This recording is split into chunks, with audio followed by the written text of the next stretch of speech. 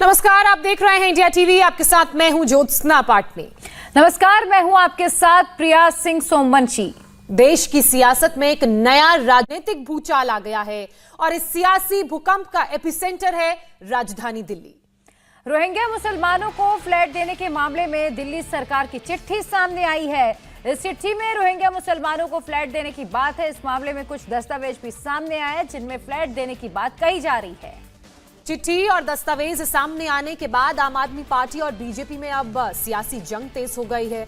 Document को proof बताकर और इसी आधार पर बीजेपी ने आरोप लगाया है कि केजरीवाल सरकार ने रोहिंग्याओं को तुरंत फ्लैट देने का फैसला लिया। इससे पहले आम आदमी पार्टी ने बीजेपी पर आरोप लगाया था कि वो रोहिंग्या मुसलमानों को फ्लैट दे रही है। अब सबसे बड़ा सवाल ये है कि आखिर रोहिंग्या पर कौन मेहरबान है। आर्थिक रूप से कमजोर तबके के लिए दिल्ली में बने 240 फ्लैट रोहिंग्या मुसलमानों को देने के लिए स्क्रिप्ट किसने लिखी है? क्या आम आदमी पार्टी के आरोप सही हैं या फिर बीजेपी के सबूत सच्चे हैं? इन सारे सवालों के जवाब के लिए हमने कुछ चिट्ठियों और कागजों की पड़ताल की। उन्हीं चिट्ठियों, कागजों, डॉक्यूमेंट्स के आधार पर हम आपको बताएंगे कि जो आरोप बीजेपी की तरफ से लगाए जा रहे हैं, जो आधार बताया जा रहा है, वो सच्चा है या नहीं। सबसे पहले आपको दिखाते हैं वो चिट्ठी जो दिल्ली सरकार की तरफ से एनडीएमसी यानी कि न्यू दिल्ली म्यूनिसिपल कॉर्पोरेशन को लिखी गई थी। ये चिट्ठी 23 जून 2021 को लिखी गई थी। दिल्ली सरकार के गृह विभाग के डिप्टी सेक्रेटरी ने ये चिट्ठी लिखी थी। चिट्ठी भेजी गई एनडीएमसी को। चिट्ठी में ये लिखा गया कि ईडब्ल्यूएस के फ्लैट शरणार्थियों को दिए जाएंगे। चिट्ठी में दिल्ली के बक्करवाला में बने ईडब्ल्यूएस के फ्लैट देने की बात लिखी गई। इसी चिट्ठी के आधार पर बीजेपी ये आरोप लगा रही है कि आम आदमी पार्टी रोहिंग्या मुसलमानों को फ्लैट देना चाहती है। तो ये पहली चिट्ठी के बारे में हमने आपको बताया। इसके अलावा प्रिया, एक और डॉक्यूमेंट है जो बीजेपी की तरफ से जारी किया गया है। उस डॉक्यूमेंट में क्या है? बिल्कुल, इस डॉक्यूमेंट के मुताबिक 29 जुलाई 2022 को एक बैठक हुई। ये मीटिंग दिल्ली के चीफ सेक्रेटरी की अगुवाई में हुई। बैठक में फैसला ये हुआ कि दिल्ली के बक्करवाला में बने ईडब्ल्यूएस के फ्लैट तुरंत रोहिंग्या मुसलमानों को दिए जाएंगे। बकरवाला में बने फ्लैट सभी जरूरी सुविधाओं के साथ दिए जाएंगे। टॉयलेट बने हों और बोरवेल का भी उसमें इंतजाम हो, इस बात का भी जिक्र उस चिट्ठी में लिखा गया था। इस पूरे मामले पर बीजेपी ने आम आदमी पार्टी को घेरा है। बीजेपी की ओर से आरोप लिए लगाया गया कि आम आदमी पार्टी रोहिंग्याओं पर मेहरबान है। तो पहली चिट्ठी में क्या लिखा उसके बारे में हमने आपको विस्तार से बताया। दूसरी चिट्ठी में किस तरह की जानकारी थी, किस बैठक का जिक्र था, उसके बारे में हमने आपको बताया। अब ये वो चिट्ठियां हैं जिन चिट्ठियों को आधार बताकर बीजेपी की तरफ से आम आदमी पार्टी पर तमाम बड़े आरोप लगाए जा रहे हैं। आपको बता दें कि 29 जुलाई 2022 को चीफ सेक्रेटरी की अगुवाई में एक महत्वपूर्ण बैठक हुई थी और उस बैठक में यह फैसला हुआ था कि 2 अगस्त 2022 को एक नोट जारी किया गया था। ये नोट दिल्ली सरकार के प्रधान सचिव गृह की तरफ से जारी किया गया था और ये नोट सबसे खास और विशेष बात जो ध्यान देने वाली है, देखिए हाथ से लिखा गया ये नोट है, प्रिंटेड नोट नहीं है। और इस नोट में ये लिखा गया था कि जो 29 जुलाई 2022 को फैसला लिया गया है, उसी फैसले को लेकर जानकारी दी गई और उस फैसले की जानकारी उपराज्यपाल को देने की बात कही गई। अब ये जो तमाम सबूत सामने आ रहे हैं, चिट्ठियों को लेकर जो आधार बनाया जा रहा है, उसके बारे में हम आपको बता रहे हैं। रोहिंग्या मुसलमानों को जो फ्लैट देने का फैसला हुआ, उसका प्रस्ताव भी लाया गया, उसका सबूत भी हम आपको दिखा रहे हैं। देखिए किस तरह से डिविजनल कमिश्नर की तरफ से ये पूरा प्रस्ताव लाया गया और इस डिविजनल कमिश्नर की तरफ से इस बारे में जब प्रस्ताव लाया गया तो उसमें यह लिखा गया था कि 240 फ्लैट रोहिंग्या मुसलमानों को देना है। तो ये उसी प्रस्ताव की कॉपी है जिसमें यह लिखा हुआ है कि 240 जो ईडब्ल्यूएस के फ्लैट हैं वो रोहिंग्या मुसलमानों को दिए जाएंगे। सिर्फ फ्लैट ही नहीं दिए जाएंगे बल्कि उसमें प्रॉपर सुविधा होगी, एक कम्युनिटी सेंटर भी उन्हें दिया जाएगा। और ये जो मार्क्ड हाइलाइटेड पॉइंटर्स आप देख रहे हैं, ये उसी तरफ इशारा कर रहे हैं कि किस तरह से एक प्रस्ताव लाया गया डिविजनल कमिश्नर के द्वारा जिसमें 240 ईडब्ल्यूएस फ्लैट्स को रोहिंग्या मुसलमानों को देने की बात कही गई और यह प्रस्ताव मुख्य सचिव के पास गया। अब हम आपको 4 डॉक्यूमेंट्स दिखाएंगे। उन 4 डॉक्यूमेंट्स को देखकर आप समझ पाएंगे, उन चिट्ठियों को, उन कागजातों को देखकर आप समझ पाएंगे कि किस तरह से ये पूरा आरोप दरअसल लगाया जा रहा है। और इन 3 तारीखों को आधार बनाया गया और सारा सच इन्हीं 3 तारीखों में छिपा हुआ है।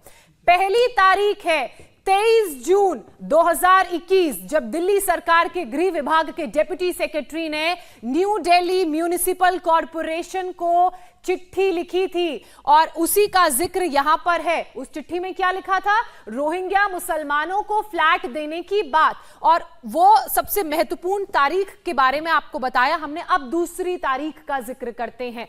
दूसरी तारीख है 29 जुलाई 2022, जब मुख्य सचिव ने बैठक कर तुरंत फ्लैट देने का फैसला लिया और एक लिखित नोट वाली चिट्ठी भी उस बैठक में देखने को मिली थी। चीफ सेक्रेटरी की अगुवाई में यह पूरी बैठक बुलाई गई थी, जिसमें दिल्ली में रोहिंग्याओं को बसाने के लिए एक हैंड रिटन नोट लिखा गया और इस बात की उसमें जानकारी दी गई कि जो ईडब्ल्यूएस के 240 फ्लैट हैं, तुरंत वहां पर रोहिंग्या मुसलमानों को बसाया जाए और सिर्फ फ्लैट्स ही नहीं, टॉयलेट के भी बेहतर इंतजाम हो, कम्युनिटी सेंटर भी दिए जाएं। अब इस तारीख से आगे बढ़ते हुए उस तीसरी तारीख का जिक्र करते हैं, क्योंकि यही वो 3 तारीख हैं जिनमें पूरा राज छिपा हुआ है। तीसरी तारीख है 2 अगस्त 2022। 2 अगस्त 2022 की ये वो तारीख जब प्रधान सचिव गृह के नोट में एलजी को फैसले की जानकारी देने की बात लिखी गई थी। अब ये वो 3 महत्वपूर्ण तारीखें। देखिए, रोहिंग्याओं को फ्लैट में शिफ्ट करने का फैसला तो हुआ, एक हफ्ते में टॉयलेट, बोरवेल की सुविधा का इंतजाम किया जाए, इसका भी जिक्र था।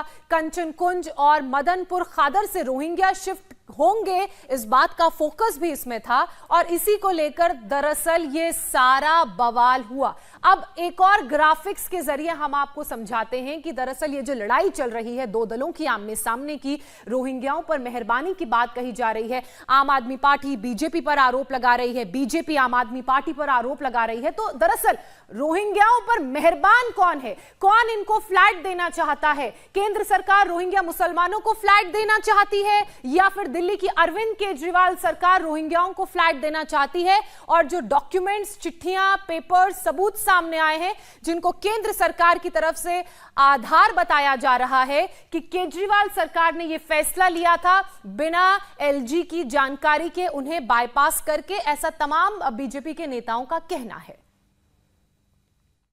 ये कश्मीरी पंडितों को तो सुरक्षा नहीं दे पा रहे, भारत के गरीबों को ये मुफ्त की सुविधा नहीं दे पा रहे, इनको वो मुफ्त की रेवड़ी लग रही है। रोहिंग्याओं को ये फ्लैट बांट रहे हैं, रोहिंग्याओं को ये 24 घंटे सिक्योरिटी देने का इनके मंत्री ऐलान कर रहे हैं। ये रोहिंग्याओं को लिखा हुआ है 24 आवर सुरक्षा देंगे मोदी सरकार के मंत्री जी। दिल्ली के अंदर रोहिंग्या किसने बसाए? इन्होंने बसाए। पूरे देश के अंदर रोहिंग्या बसाए गए, किन्होंने बसाए? भारतीय जनता पार्टी ने बसाए। सुप्रीम कोर्ट द्वारा यह आदेश दिया गया है केंद्र सरकार द्वारा कि आप इन सब लोगों को डिपोर्ट करिए, मगर कोई डिपोर्टेशन नहीं हो रहा। केंद्र सरकार ने तो 8 साल पहले कहा था कि इनको डिपोर्ट करेंगे, अभी तक डिपोर्ट नहीं किया गया। ये 29 जुलाई को जो बैठक होती है, इस बैठक में दिल्ली के चीफ सेक्रेटरी अध्यक्षता करते हैं और जल्दबाजी में, आनन फानन में एक फैसला करते हैं कि इन सभी घुसपैठियों को ईडब्ल्यूएस के जो घर बन रहे हैं उसमें शिफ्ट किया जाएगा। इंडिया टीवी हर वक्त हर जगह डाउनलोड करने के लिए सर्च करें India TV news Google play store या ऐप स्टोर पर।